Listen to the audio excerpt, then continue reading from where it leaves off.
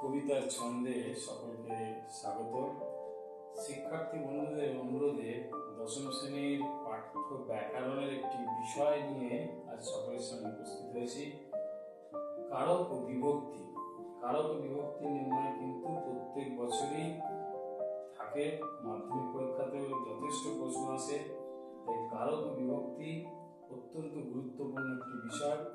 কারক বিভক্তি কি করে নির্ণয় করতে হয় সেই সম্পর্কে কিছু কৌশল বা টিপস আলোচনা করব। বোর্ডে কিছু কিছু সূত্র আমি লিখে দিয়েছি, সেইগুলো তোমরা খাতায় কপি করলে পরবর্তীকালে দিয়ে অনুশীলন করলে আশা করি সকলে উপকৃত হবে। তা প্রথমেই একটু জেনে রাখা দরকার, যেহেতু কারক বিভক্তি আমরা পড়বো, কারক কাকে বলে? ক্রিয়াপদের সঙ্গে নামপদের যে সম্বন্ধ তাকে বলা হয় কারক। ক্রিয়ান্বয়ী কারকম এরকম। আর প্রত্যয় করতে গেলে কারকের প্রত্যয় হচ্ছে ক্রিযুক্ত অক এরকম। আর বিভক্তি শব্দের অর্থ হচ্ছে বিভাজন। বিভক্তি হচ্ছে এমন বর্ণ বা বর্ণ সমষ্টি যেগুলো শব্দের পরে বসে শব্দকে পদে পরিণত করে। এ তে অন্তস্থ র এর, এটা নিয়ে পরে আসছি। কারকের ছটা ভাগ সহজে আমরা কিভাবে মনে রাখবো? অঙ্কের মধ্যে 3:2:1 এইভাবে মনে রাখার চেষ্টা করবো। 3 কোথা থেকে? তিনটে ক দিয়ে কারক কি? প্রতীক ক দিয়ে, কর্ম ক দিয়ে, করণ ক দিয়ে, তাহলে তিনটে ক দিয়ে, তাই 3। এবার হচ্ছে 2 হচ্ছে দুটো অ দিয়ে, তাকে এই জন্য এখানে লিখেছি 2 অ, দুটো অ দিয়ে কি হয়? অপাদান, হয় অধিকরণ।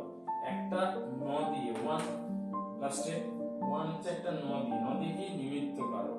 বোঝা গেল সূত্রটা? 3:2:1 কি করে হলো? তিনটে ক দিয়ে কারক, দুটো ক দিয়ে কারক, একটা ন দিয়ে কারক। এই হচ্ছে কারকের শ্রেণী বিভাগ। এইবার তোমাকে পরীক্ষায় একটি বাক্যাংশ দেবে। বাক্যাংশের যে পদগুলো তলায় দাগ দেওয়া থাকবে বলবে নিম্নলিখিত পদগুলোর কারক ও বিভক্তি নির্ণয় করো। সেক্ষেত্রে তোমাকে এই সূত্রগুলো মাথায় রাখতে হবে। কর্তৃকারক আমরা কি করে বার করবো? ক্রিয়াপদকে কে বা কারা দিয়ে প্রশ্ন করবো। কে কখন প্রশ্ন করবো? এক বচন হলে, কারা হলে অনেক বচন হবে এরকম। কর্মকারক কি করে বার করবো? ক্রিয়াকে কি বা কাকে দিয়ে প্রশ্ন করবো, যেটা উত্তর আসবে সেটাই কর্মকারক। করণকারক কি দিয়ে প্রশ্ন করবো, যেটা উত্তর আসবে সেটা করণকারক। অপাদান থেকে হইতে বোঝাবে, অপাদান কারক হবে। অধিকরণ কি করে বুঝবো?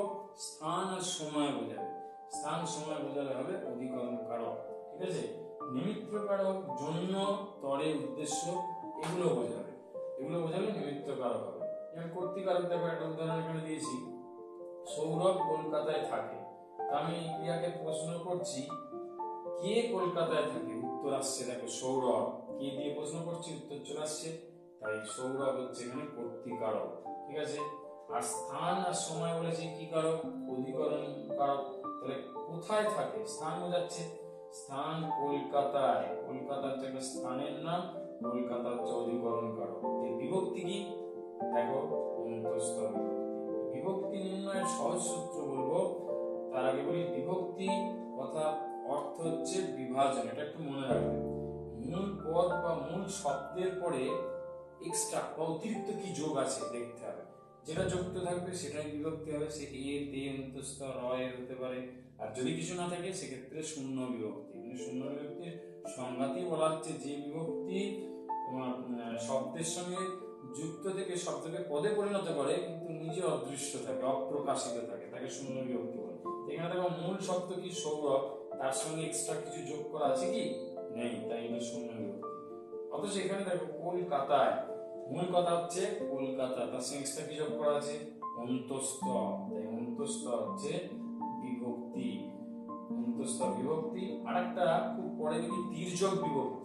যে বিভক্তি কম বেশি সব কারকের ক্ষেত্রে বা বেশিরভাগ কারকের ক্ষেত্রেই প্রযোজ্য হয় তাকে বলা হয় তির্যক বিভক্তি। এক্ষেত্রে এ তে অন্তস্থ শূন্য বিভক্তিকে বলা হয় কি?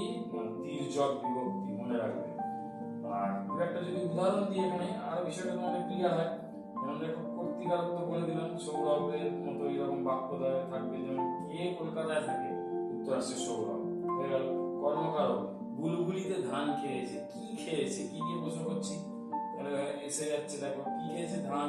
কর্মকারক কাকে দিয়ে যদি প্রশ্ন করি, অন্য একটা বাক্য, মা শিশুকে চাঁদ দেখাচ্ছে, কাকে দেখাচ্ছে, কি দেখাচ্ছে, চাঁদ কর্মকারক, কাকে দেখাচ্ছে, শিশুকে। কর্মকারকে দেখো লাঠি দিয়ে রহিম সাপটিকে মারলো, কি দিয়ে, লাঠি, সেক্ষেত্রে কর্মকারক। অপাদান হচ্ছে থেকে হইতে, গাছ থেকে ফল পড়লো, কোথা থেকে, গাছ থেকে। আর অধিকরণকারক স্থান সময়, এখন রাত্রি হয়েছে, রাত্রির সময় বোঝাচ্ছে, রাত্রি হচ্ছে অধিকরণ কারকের উদাহরণ। নিমিত্ত কারকের ক্ষেত্রে কি হবে, পুণ্যের জন্য ঠাকুর দাদা কাশি যাত্রা করলেন, কিসের জন্য, পুণ্যের জন্য। এই পুণ্যের কথাটা হয়ে যাবে নিমিত্ত কারক। আর তার সঙ্গে দেখো পুণ্য মূল শব্দ, তার সঙ্গে এক্সট্রা কি যোগ রয়েছে, এরটা হয়ে যাবে কি না বিভক্তি। এই আশা করি সূত্রগুলো যদি ভালো করে বুঝে বুঝে বাড়িতে অনুশীলন করো এবং বোর্ডে যা যা লেখা আছে এগুলো খাতায় রেখে মাঝে মাঝে অভ্যাস করো, কারক বিভক্তি জলের মতো তোমরা পারবেই। আশা করি আজকের ব্যাকরণের বিষয় তোমরা বুঝতে পারবে।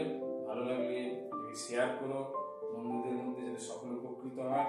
আর চ্যানেলটিকে সাবস্ক্রাইব করো, যাতে আরো নতুন নতুন ভিডিও নিয়ে আসতে পারি, আরো মোটিভেশন পাই তোমাদের জন্য, আরো নতুন করে বিষয় নিয়ে সহজ সরলভাবে পড়াতে পারি। তার জন্য আর সবশেষে বলবো, সঙ্গে থাকো, কবিতার ছন্দে থাকো। ধন্যবাদ।